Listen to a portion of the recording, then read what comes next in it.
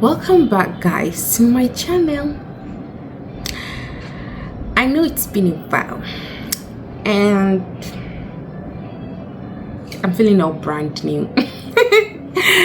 Or not, I've started this video more times than I can count. But I mean, voila, here we are again. I'll just do it again. And this time, I think I'll just keep it very simple and just talk, which is, the idea of this channel, to just converse. Hence the name, Conversations with Debbie. I know you've missed me. I've missed you. If this is the first time coming across my video and you do not know who I am, my name is Chidima Egu. I am a wife married to a blessed man, an amazing man, and the absolute love of my life. And we are blessed with an amazing, wonderful, golden child. So when I'm not a wife and a mom, I am also a corporate lawyer with over 5 years experience, and I advise on different issues ranging from intellectual property, compliance, technology law, and just everything in that, acquisitions, mergers, and what have you. So yeah, I'm your corporate lawyer, Kelly. And when I'm not a corporate lawyer, I'm a YouTuber. And here on this channel, essentially what we do is that we discuss about life from my worldview, from my perspective. And you're always welcome to share your perspective. But we discuss about life and my experiences, hence the title Conversations with Debbie. We talk about God, we talk about marriage, we talk about motherhood, career. We just talk about life, okay, from a woman's perspective. So welcome to my channel. So a quick life update. I've been away for some time, and I tried to look for the best possible way to start this video, but I mean, I'll just talk, okay? So yes, last year, in July of last year, I left my big girl dream job.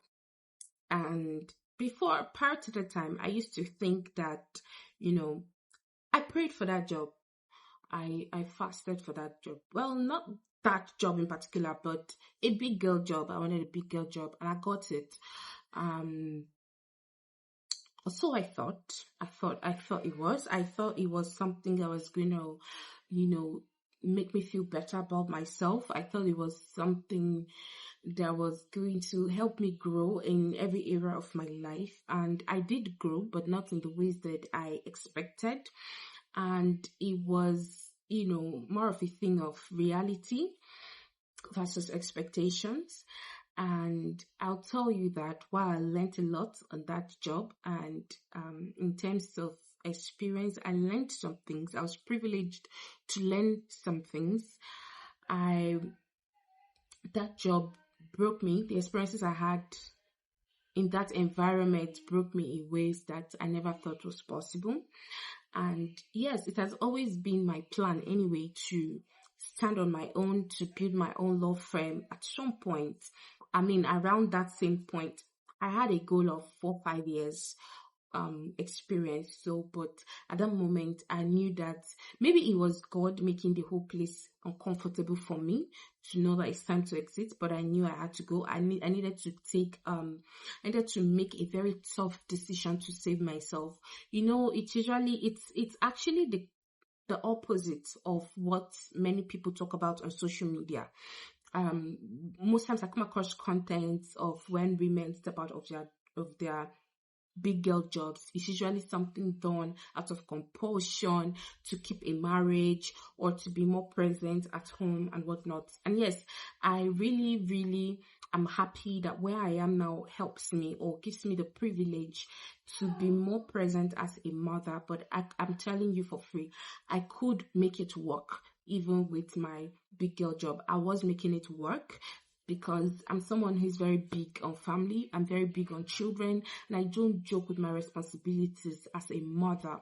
And I know that it goes beyond providing physical stuff. I know it's it's a lot more deeper than that, right? And so for somebody like me, I could have made it work, but I'm telling you that my reality was quite the opposite. I had to choose myself. Leaving that job was a very tough decision. Of staying was actually putting into consideration every other person who benefited from me working that job. Leaving was me putting myself first. I was crumbling mentally. And it's a lot of things to put into one video, but I mean, I can't possibly put that in one video, but I think with time I would share that story, but I'm not sure that I'm there yet. I'm not sure I want to share all of that, but I left the job, and even though it was not an impulsive move, it was not a transition that happened because of a single incident or two incidents or three incidents. It was something that I made up my mind a long time ago, and I was working towards it, and I planned for it to happen. So it wasn't even like somebody made me leave or something made me leave, or no, it wasn't something like that. Actually, like I said, with time, God giving us life, I'm going to be able to share all of those experiences gradually, because I mean, if I don't tell my story, somebody else will tell it for me, and I may not like the version of the story that is being told about me. And I mean, we really do not know how long we're here for, and we're here to live, okay? And part of living is also telling our story, right? So yeah, essentially, yes. So with time, I'll share that story. There's nothing about my life, there's no experience I have had that is top secret, CIA secret, that I will personally not bring into light with time. I just feel like timing is everything, and wisdom is profitable to direct. Okay. But in the moment, yes, leaving that job was me running for my life. And when I say that I ran for my life, I ran for my future self. I could have kept staying there pretending that everything was okay, but I do not know how that would have served my future self, how that would have served my higher calling, how that would have served and fulfilled the bigger picture of my life. I don't know if you get what I mean. So even though I planned for it, I prayed towards it, I saved towards it, I planned, I thought I did, nothing prepared me for the emotional roller coaster, the mental gymnastic, and all of the things that came with living. Nothing prepared me for the things, the events that happened after I left that job. I mean, I knew people were going to talk, I knew people were going to project, but experiencing it firsthand is something else. For somebody like me, who thought that I always thought that I had a thick skin. I thought that I was, grounded in myself. I thought that, I didn't care about what people said about me. But as a human being, when you're still healing from something, when you're still trying to process something, and you have to go through that transition under the scrutiny of so many eyes, known and unknown, it is it's not a shoe that you want to walk in if you're not dogged. And for somebody like me who thought that I was ready, I'd prayed about it, I'd thought about it, fasted about it, consulted with my husband, we planned it, we thought,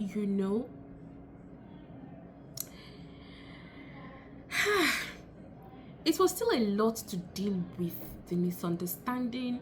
I mean, I know I know people say, oh, if you want to be an entrepreneur, you have to learn to, you have to be ready to be misunderstood. You have to, if you want to go after your dreams, you have to be prepared to deal with people who think that you've lost it and whatnot.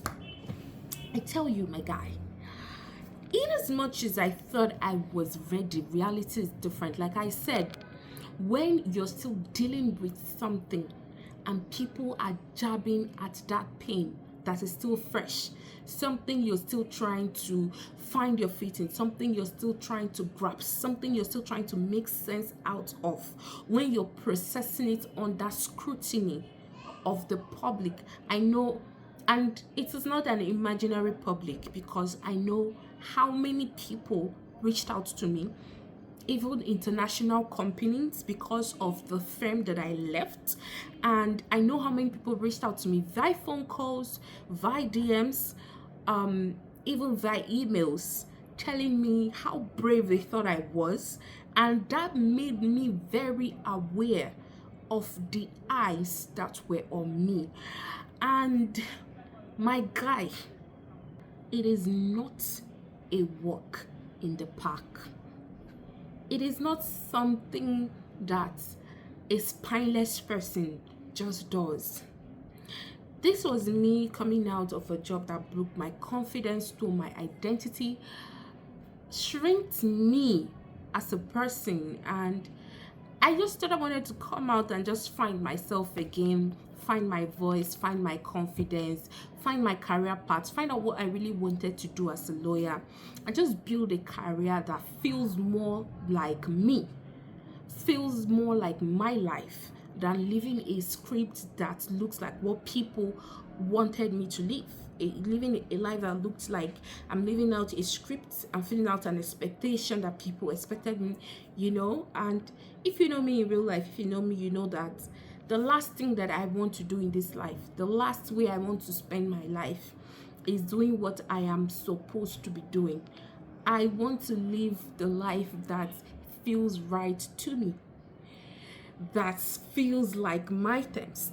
I don't want to die. I don't want to be on my sickbed thinking that I could have lived differently, that I didn't get the opportunity to live fuller, that I spent my life living for others, So it was not easy. There was that one part of people who, making me aware that I was being seen internationally, I was being watched. And then there was the other side of people who had no clue, who were totally clueless of the meaning and the import of the step that I was taking and what it meant in my career.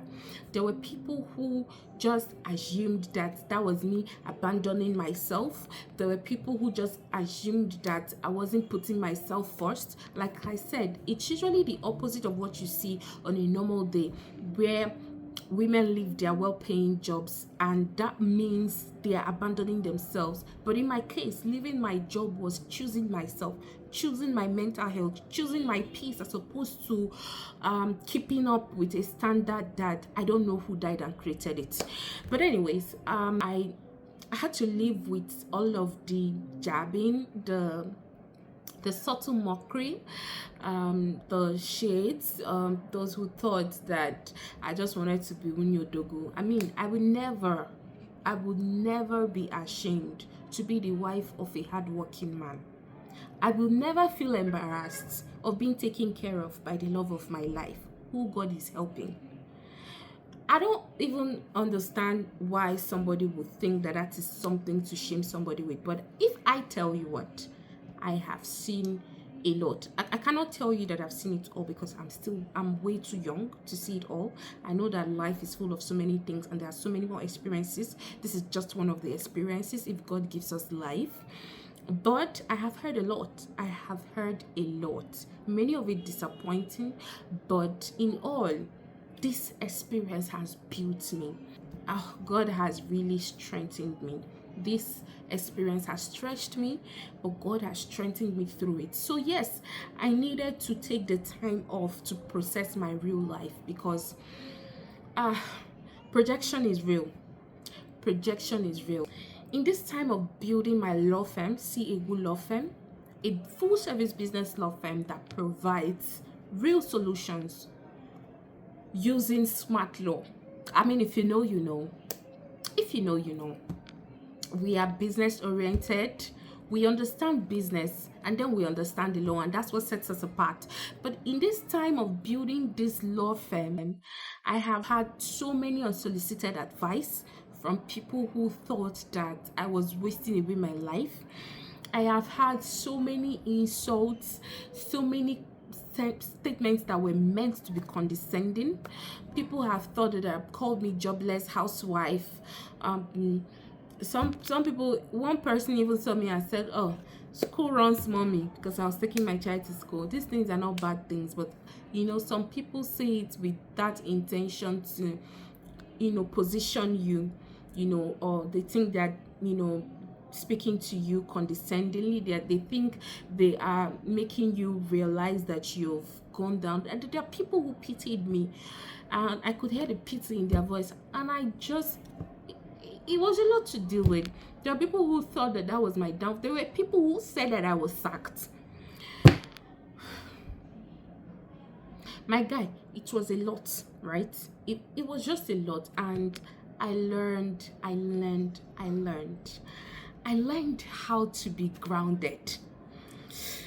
I learned how to ground myself in my own reality in the midst of noise. I learned how to stay put, how to stay grounded under scrutiny. Whether that scrutiny is fair, whether that scrutiny is unfair. I learned how to self-validate and God validate. I learned how to check myself with God, right? And say, am I doing what I'm supposed to do? Am I doing what you asked me to do? Because at the end of the day, supposed to do has nothing to do with what expectations anybody has for me, but what God is asking me to do. I learned that in the journey of life, you will learn to have to walk alone. There are some paths that only you will walk through. There are some paths that no matter how your friends love you, they will not understand. There are some parts that no matter how much your family loves you, they will never understand. And then I learned something very powerful about projection.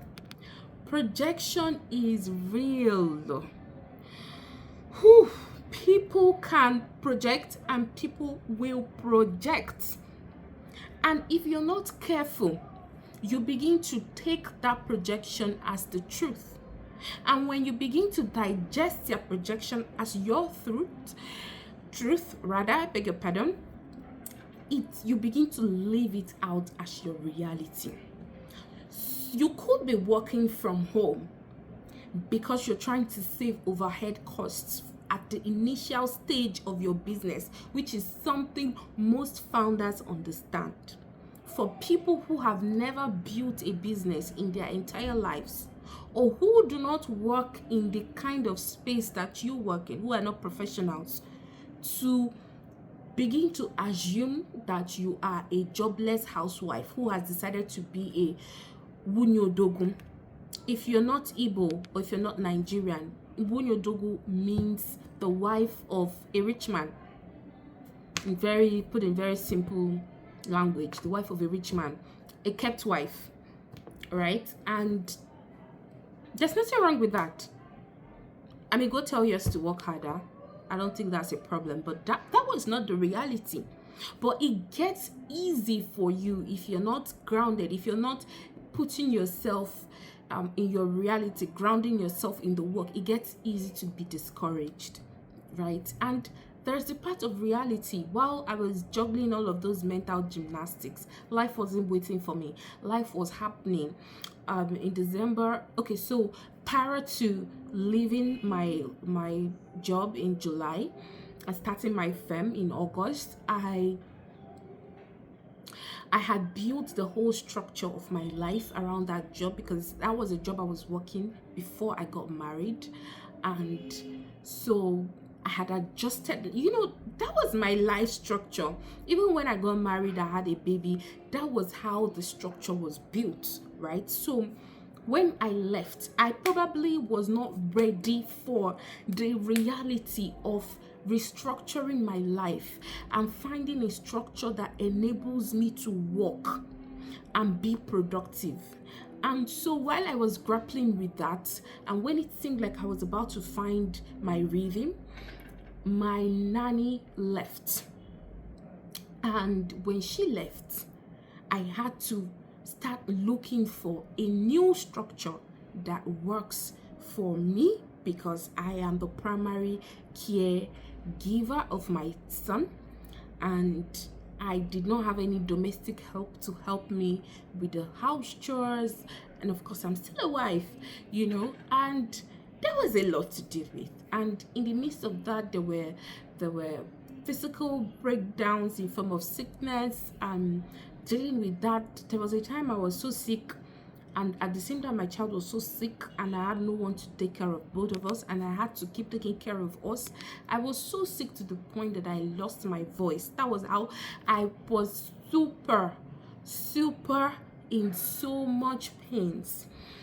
And whilst that was happening, there were people who misunderstood that for me trying to be mysterious, not knowing that I was fighting for my life. There were people who took that for giving up on my dreams whilst I was fighting for my life. So I have learned that what people see, what people say about you is almost never reality. And why I learned that at this stage of my life was because I grew up thinking that self-validation was pride. I grew up thinking that if you're a thing, people around you should be the ones to tell you. I grew up thinking that you're not the one that will set exam for yourself, write it and score yourself.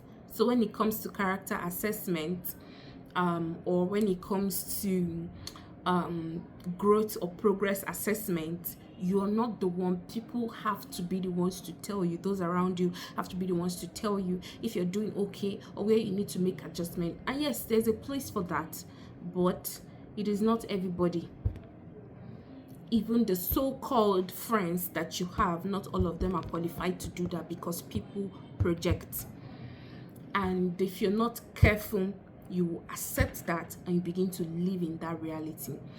And so I grappled a lot with all of these things and managing it, finding my rhythm, asking God to give me somebody capable to stay with me in the house so that I can go and do other things with my life. And it took some time, but won't He do it?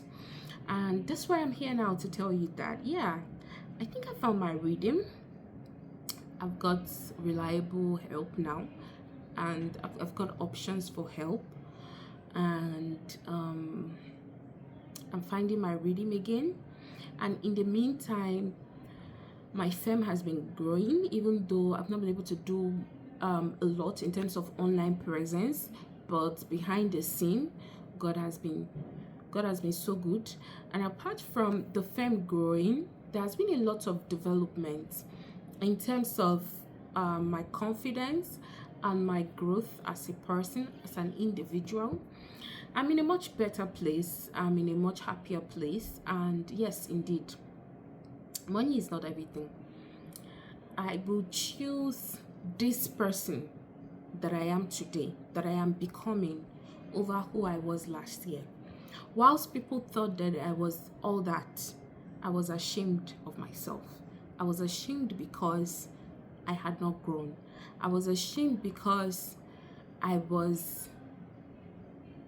lost my voice. I felt defeated, but I made a resolve on my birthday that was the year that I was going to stop waiting for someone to play the music for me, and I'm going to be the music. That was the year that this year that's about to come to an end, because my birthday is next month. This year that's about to come to an end for me is the last year that I would wait to be chosen, but I'll choose myself.